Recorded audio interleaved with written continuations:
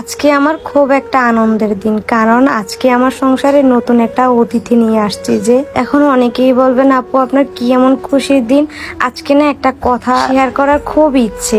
কে কি ভাববেন জানি না, কিন্তু আমার মনে এই কথাটা না খসখস করতেছে, না বললেই নয়।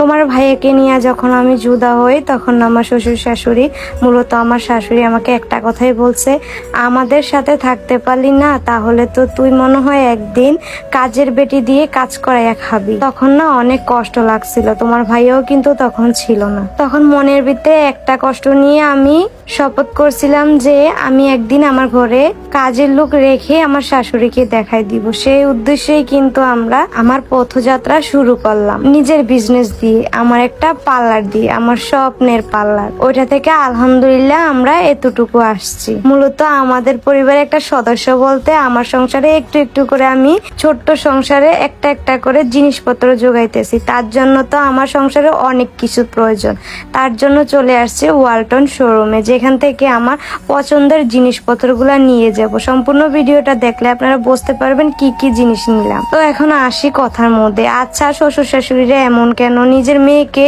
কত ভালোবাসে, আর ছেলের বউকে এরকম করে দেখে কেন? কি অদ্ভুত দুনিয়া, তাই না? নিজের মেয়ে শ্বশুর বাড়িতে সুখে থাকলে মুখে হাসি ফুটে থাকে শ্বশুর শাশুড়ির, আর যখন ছেলের বউ ছেলের সাথে সুখে থাকে